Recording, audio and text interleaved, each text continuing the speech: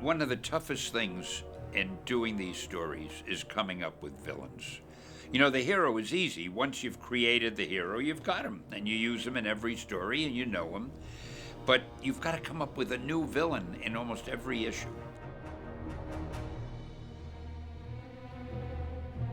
There's a long history in the annals of literature and entertainment of bad guys who are wonderfully attractive in various ways. If you think that Spider-Man is the geek gone good, Octavius is the geek gone bad.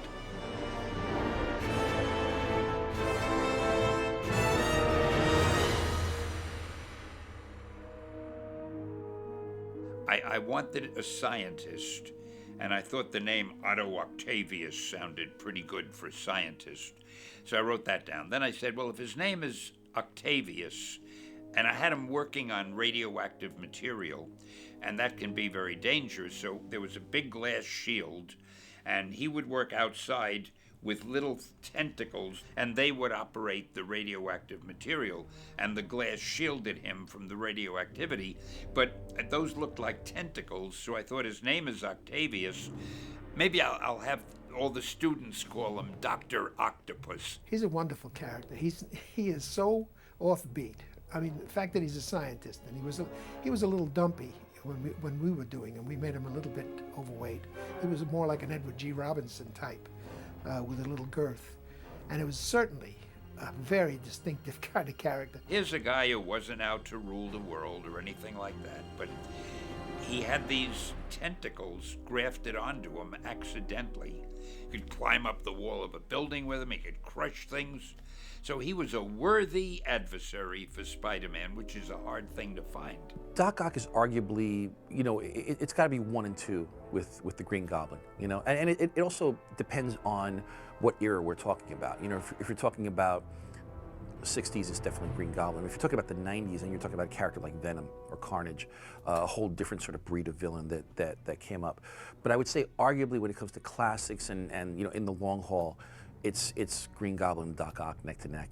When you create a character, you want to make it as different from the normal as possible so that he's distinctive. If you see a silhouette in the dark, you know who it is. That's the way to define characters.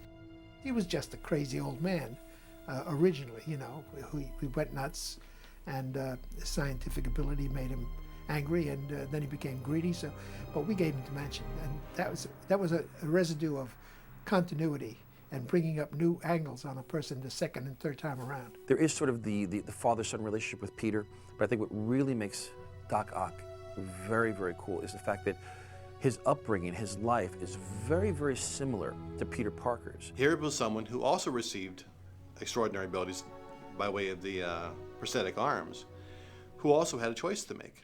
And I think that they recognize that about each other, and that's part of the dynamic between them. And to me, that sometimes makes for the best villains, because they're almost exactly the same person as the hero, except one deviated left, one deviated right, and it's just a slight turn.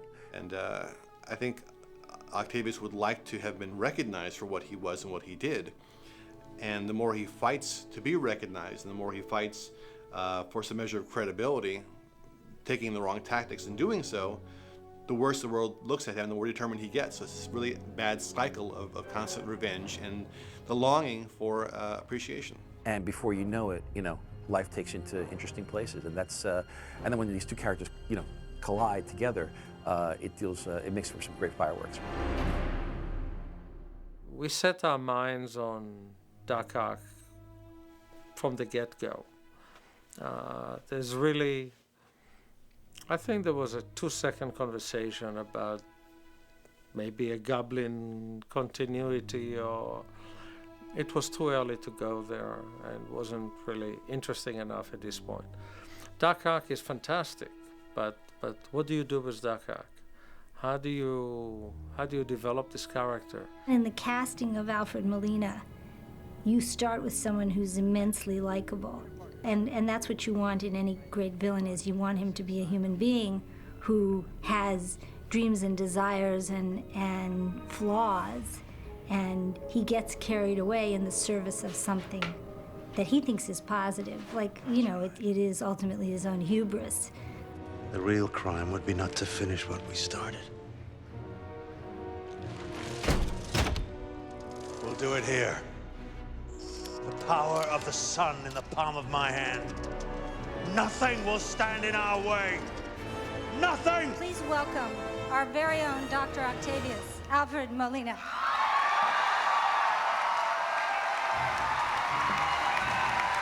My familiarity with the Doc Ock character really wasn't very thorough, because I mean, when I was a kid, I was very fond of comics, and particularly the Marvel comics. I was always a big fan of Marvel comic characters, much more so than the DC characters, because even at that young age, they seemed to me to be much more interesting. When I got the job, I started checking out some back copies, and realized that in fact Doc Ock changed his look very much over the years, as depending on who was drawing him. But the one thing that was very, very constant in the characterization of Doc Ock, all the way through the various stories from the mid-60s right through to now, was that he always had a really kind of good sense of humor. There was always something a bit kind of sharp and intelligent about him. He wasn't just a kind of brutal bad guy. So he wasn't just, he kind of had a bit of class to him, I like that. I suppose one anxiety I may have had at the beginning was how much of this was going to be an actor's job and how much of it was going to be essentially just going to be a cog in a much, much bigger machine. But as we started work, I realized, of course, that Sam never loses sight of the human elements in the job. I mean, he's not one of those directors that suddenly gets completely obsessed with the technical stuff and the special effects and the CG and all that stuff, and then completely forgets about the flesh and blood that's in there. Doc Ock, to make him the way we are making him for this movie, is a very complicated process. It's probably one of the more challenging characters. Neil Spisak, the production designer, and John Dykstra, the visual effects designer, and myself kind of worked together on developing the image of Doc Ock. From the beginning, we put one of our production assistants, Aaron Scully, in kind of a harness with normal, I think they're like washer and dryer black tubes coming at him. A guy standing in the middle of a room with dryer hoses coming off of him. Just to start talking about something as wacky as, the guy has 4 arms growing out of his back. So talking about proportion and length and balance and what would he have to do in order to walk and how would he get up on his haunches, and just the sort of things that you would think are simple take a great deal of thought. This is a great short length, and they can even be shorter. Of course, and I don't think we have to mock up anything shorter right now, because we know that they're going to eventually, in the story, through CG, fold up, collapse, and become part of his back situation. This one looks small to me, this claw. Yeah, it was just we did this last night and this morning. This one just to get the length. This one looks, maybe it's a little too big, maybe somewhere in the middle as far as the victim and cat. Although I'd love to grab somebody by the head. Yeah. Maybe we need bigger feet on the lower ones and smaller feet on the top ones. But I'm afraid if we have big feet on the top ones, we won't have the dexterous quality we've been talking about. We looked at the first illustration of Doc Ock, and it kind of had a very crude look to it. And we wanted that to be a little bit more sophisticated, and where it would look like it was built for a specific purpose of very fine mechanical instrumentation or movement or something that would be used in a lab, which that first one didn't kind of give off that appeal to. The one person that I need to acknowledge hugely is the illustrator that I work with in London called Paul Catling. And he and I worked together in London and then brought our drawings to the table here in Los Angeles, and they were much liked. The original drawing of Paul Catling's is the one that everyone gravitated to in terms of style and feel. And actually, I think the end ended up not exactly that, but there were a lot of things that were similar to that drawing. There was a decision right at the beginning that the actor and the director wanted practical puppets to work with, so that when they were intimate, if the tentacle was picking up a cigar and putting it in Doc Ock's mouth and then lighting it with a match, they could do that with puppets in close with the puppeteers off screen, so that one, the actor had the tentacles to interact with, to perform with, and two, we didn't have to make CG tentacles for every single shot. Plus, it gave the director real things to interact with. The faster snap works for me. Okay. Snap and open, quick. Something like the two-shot of what he So just ready and action. As we went further forward, John Dykstra, with his responsibilities for the computer design, and Neil Spisak with his responsibilities for every set on the movie, gradually it was left to the costume designer to kind of follow it through. So I've had this wonderful chance to work with model makers and engineers and robotic experts and all these wonderful people at Edge Effects, Steve Johnson's company. When we first got the call for it, it was like, wow, Spider-Man 2, that's going to be a really big hit. What an honor, how cool is that? But then the reality of it hit that this is going to be probably the most difficult thing we've ever done, and it probably was. It wasn't like I read the script and thought this stuff is pretty difficult. This is going to be a really, really big challenge, because there was no script. There was no script until months into preparation. So that actually was probably one of the more daunting aspects of it. We literally started building, designing, and basically kind of just guessing what we might need for this character to film this movie. We prototyped everything. We didn't really have a blueprint of the vertebrae of each tentacle should be this size, the tentacle should be this long. We kind of just made it up as we went along and did pass after pass after pass and got approval from the production as we kept going, and we kept doing it that way. There's various stages. There's the corset, which has to be worn basically for protection. Then on top of that goes what we call the girdle, which is what the tentacles are attached to. And that girdle is in two parts. There's the back girdle and the front girdle. We've got the big metal version, we've got a rubberized version. Then we've got other things like there's the big spine, this kind of spine. The tentacles, when all four of them are on, the whole thing weighs about 100 pounds. At the initial phases of design, there were lists of things the tentacles had to be able to do. And it was just a challenge, a huge challenge.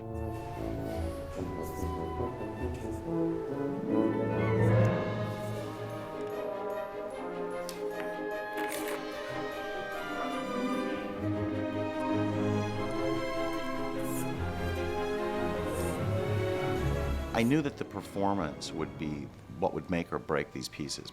So we hired from the very beginning, even the beginning of the test phases and the design phases, we hired a contingent of puppeteers here at the studio so that we could work out the performance and the attitude and the character of these tentacles, along with how we were going to build them and how the animatronic functions would work. Eric Hayden was the lead puppeteer, and also, very fortunately enough, was the person who was in charge of the shop as all the research and development was taking place. So at Edge Effects, Eric Hayden was there from the initial meeting of how it was going to be put together to actually getting stuff on film and controlling the movement of the puppets, determining the movement, directing the puppeteers, and working with puppeteers in a very strong way. Before tentacles even were made, we had created these foam rubber tentacles that were held up by sticks and manipulated, and had wooden claws that opened and closed,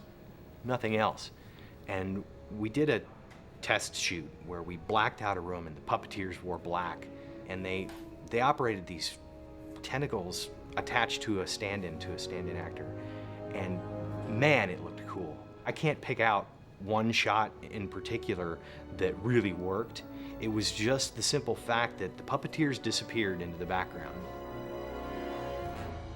These things were alive, and they were doing stuff. They were grabbing objects and putting them places, and they were four separate entities attached to this one man. And I think everyone at that point felt, you know what, this is gonna work.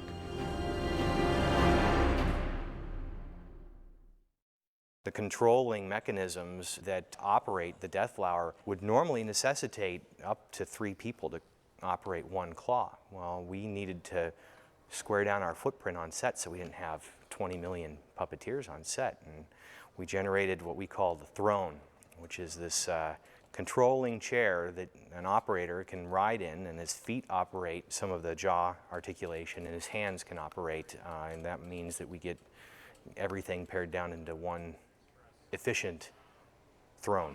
The design of the Death Flower was arrived at due obviously to a lot of different considerations, but the main thing that we were looking for was ability to express a lot of different kind of emotions or moods or whatever, ranging from a kind of an attack mode, which can get into something like this, to a kind of a wounded mode, which is something like that, to a kind of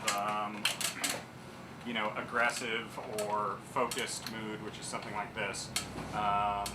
And there are a lot of different permutations of that. That's something we call a ball, which would theoretically be for like punching through walls, things of that nature. So the design process of the movement of the Death Flower went through a lot of different iterations, but basically once the kind of trilaterally symmetrical concept was agreed on and the segmented leaves of the flowers, of the fingers, I set about basically trying to to design the joints for sort of maximum movement and expressibility. So we really had two companies here under one roof. We had the performance aspect and the engineering aspect going along, following simultaneous paths. And that actually really, really helped when it came down to getting on set and Sam being able to direct these things, because truly that's what it was. Sam was directing these tentacles like a character. In peak performance, with all 4 tentacles going simultaneously, there were 16 puppeteers working. Each puppeteer had a very specific job. Each tentacle takes 4 people to operate.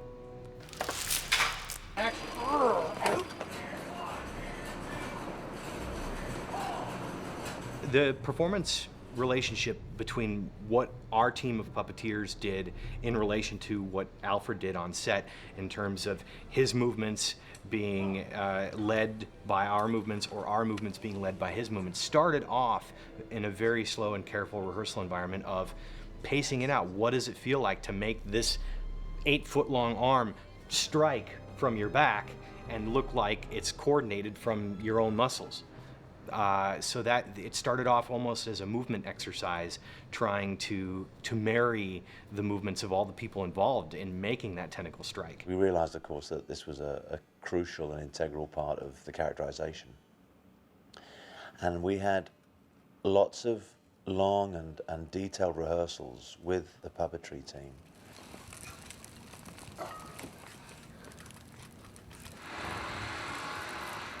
And if at any time you ever feel, it's totally safe to touch it or play with it. That's cool. That's cool. Go. 3, 2, 1, strike! Cool. Ready and go. And on go, we're going to look to the right. Ready and go. How'd that feel, Fred? And yeah, a lot better. And go. A lot better. Okay, cool. 1, 2, 3, right there. 4, 5, right there. 5. Okay, yeah, those so last couple.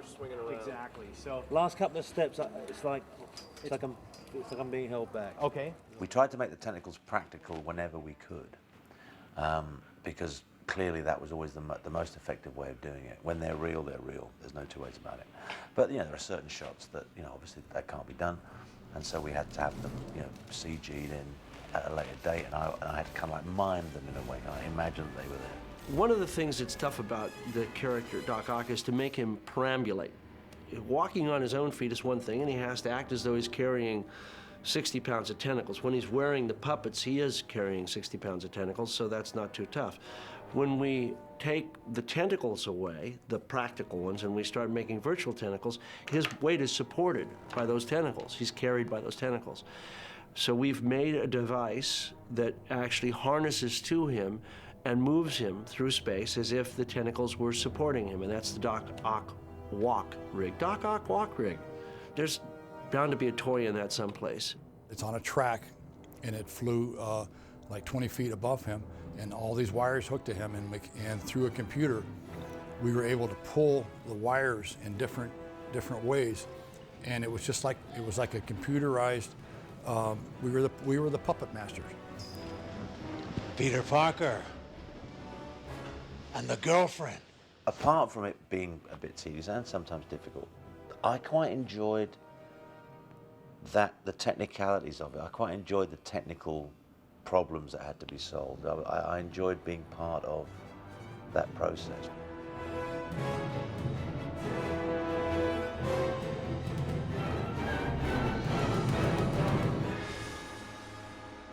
You know, it's a funny thing. Most comic book movies kill off the villains.